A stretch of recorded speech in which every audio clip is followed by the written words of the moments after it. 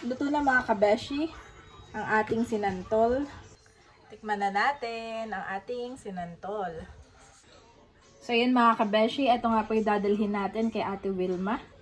Sarap nga, langis-langis pati. Ayun ang gusto ni tatay.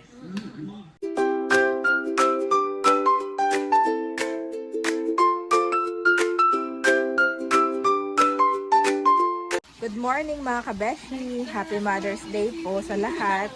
At ngayon nga po si Andres at si Bobby ay nagsiswimming kasama ang Kuya Barunto. Ayan, thank you Lord sa buhay ni Kuya Barunto at may nakakalaro po itong dalawa. At ako nga po ay magluluto ng sinantol. Kukuha lang po ako ng salay dito sa aking garden.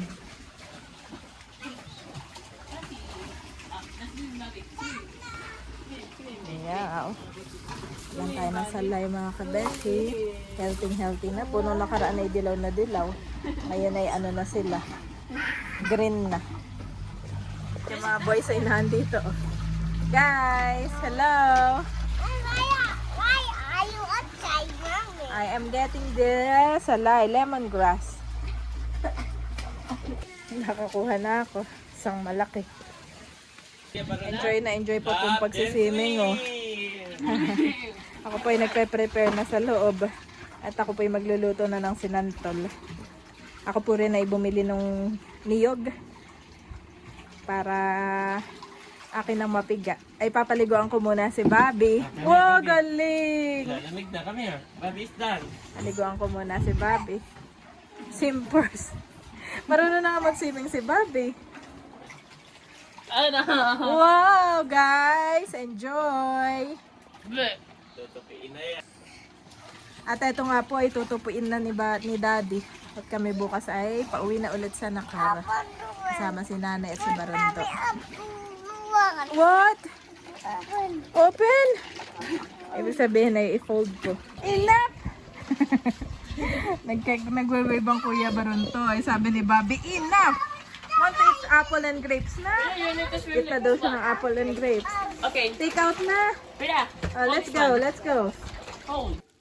Na-prepare ko na mga kabeshi ang luya, bawang sibuyas, pati na rin ang salay, at saka siling haba. At nakabili po ako, ito po ay 2 kabuo. Bale, napakabigat po. At lalagyan din natin ng sardinas. Nagpainit na po ako ng kawali at akin na ilalagay itong pork. Yan po ay kalahating kilo po ito mga kabeshi. Ang lahit-lahit lang po dito sa sinunitol. Yan. At ating laang po papakulahin ito.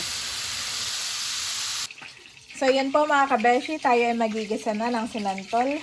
Bale meron na po tayo ditong bawang, sibuyas, luya, salay at saka siling haba. Yan pong sardinas. Ito nga po yung pangalawang gata. Ito naman yung unang piga. Ito na po yung pork. At ito na yung ating santol. Ito na yung bawang, sibuyas, saka luya mga kabeshi.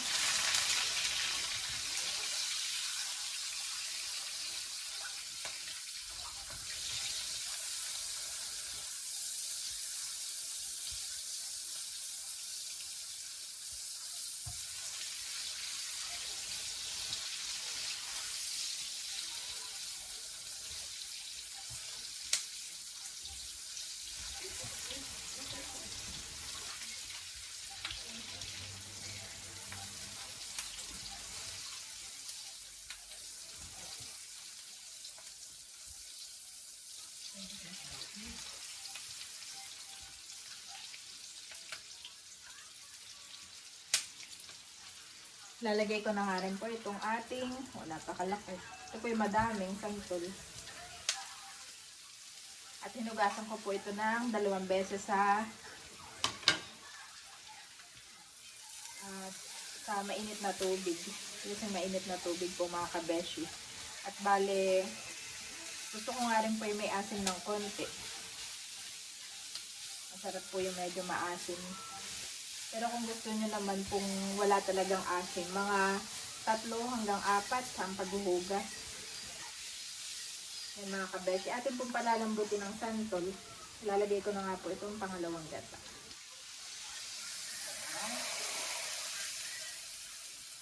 Atin na itong pong palalambutin.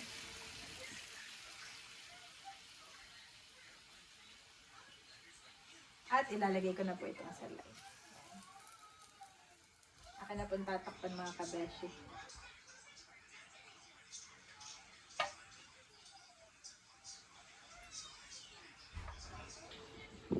Ayan, at si nanay nga po hinahalo-halo na yung ating sinantol. Ayan nga po, isa sa kanilang mga paborito, ni nanay. Ay, hindi pa nilalagay ang lahok.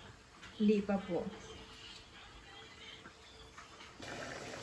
At naiiga na mga kabeshi, akin na pong ilalagay yung ibang lahok. Ito nga pong ibang pork.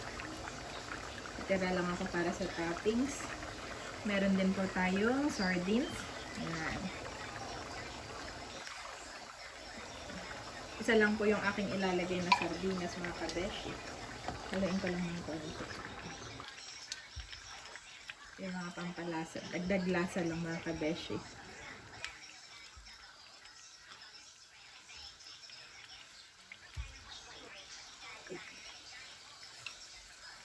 At maglalagay din po ako ng hipon.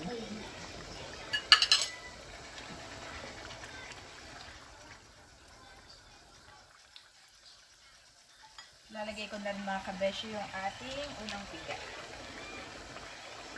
Yan, napakadami po nito. Rich and creamy.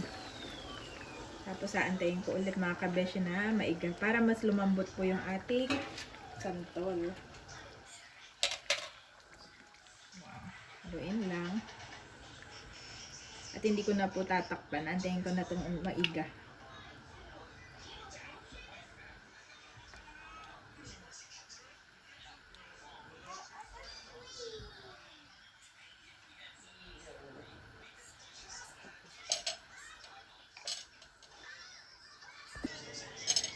Napaka-rich and creamy mga kabeshi ng ating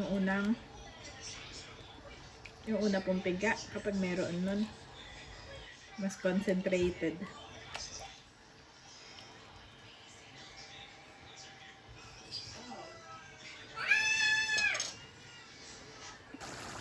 Wow, at malapit ng maiga mga kabeshi. Konting minuto na lang.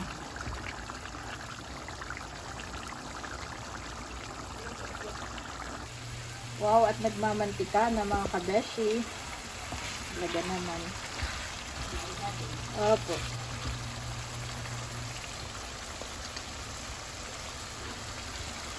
Kita ko na ang mantika ng coconut.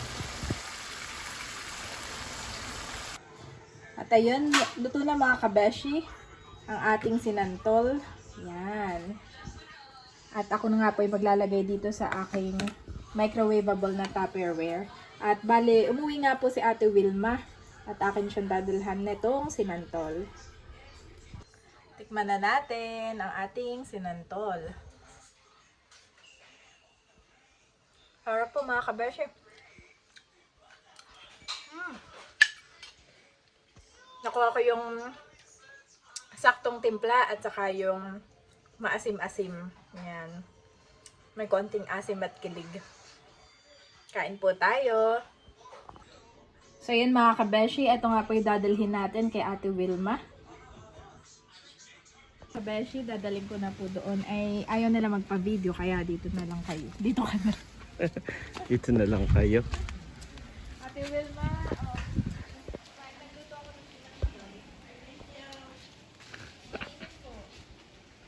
Ang dami sinampay si Ate Wilma naglaba.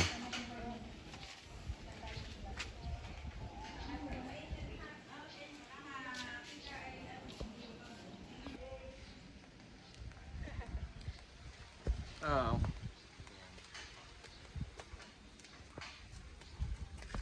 White, kain na. kain na daw, Daddy. May tinatapos lang daw po. At siya susunod na. Kain na tayo mga kabeshi. Yan. Pag-pray muna natin. Hallelujah, Jesus, oh God. Lord, we praise and honor you. Salamat, Lord, sa mga pagkain aming pagsasaluhan. Pagpalain mo nga po ito, Lord, at maging kalakasan po ng aming katawan.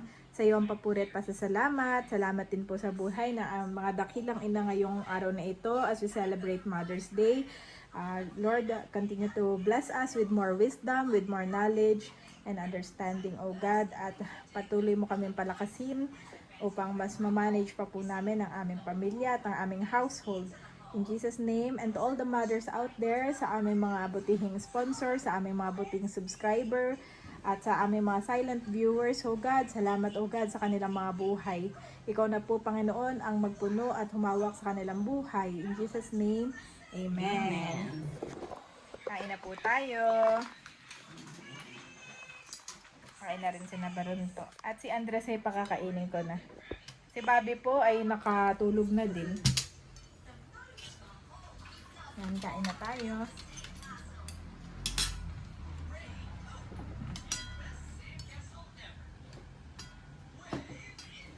Ay, talagang langis-langis.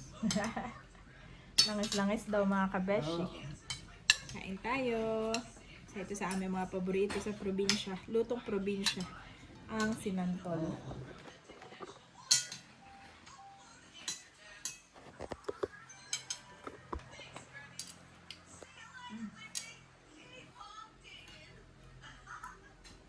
Okay, ay papakainin na.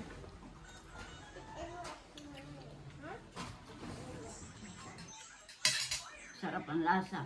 Wow, thank you, Nanay.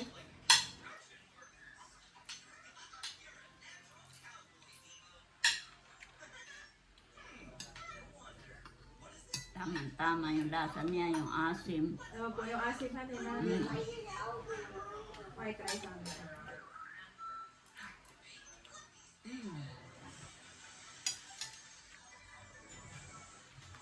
Kain lang.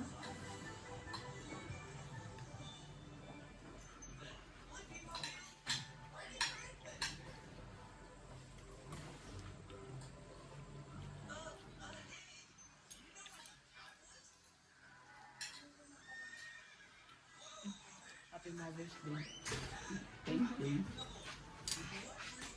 Kain na dati, ang sarap. Masarap ang lasa. Sarap nga, langis-langis pati. Langis-langis dati. Ayun ang gusto ni tatay. Yan ang gusto ni tatay, han eh. Oo. Saka yung may asin siya dati. Oo, yung ganitong may asim na kaunti.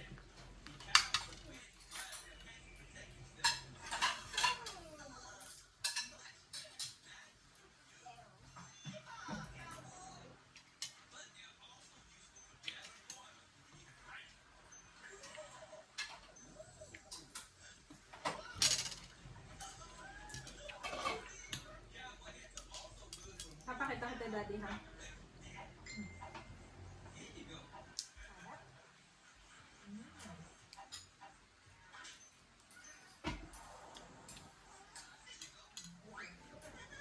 Kain po.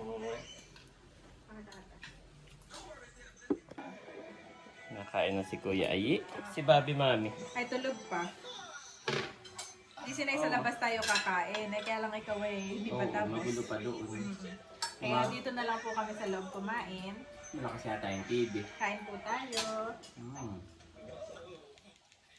Kamusta, Daddy?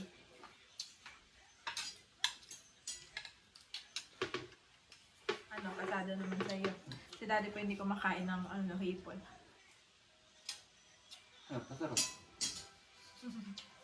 Masarap. Sana yung natitikman to ni Becca at nang maniwala. Miss you, Tita Becca. Hindi mo na pati ako tinawag para tikman. Kung may confident na. Pero, Like rice with mom. Like rice with. meron pa yata doong egg. Subukan mo ng hipon.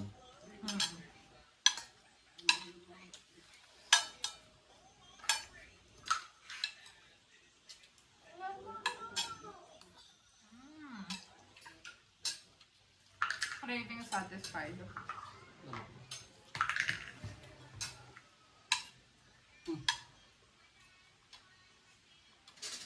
Parang narinig ko si Bobby. Charm is deceptive, and beauty is fleeting, but a woman who fears the Lord is to be praised. Proverbs 31-39.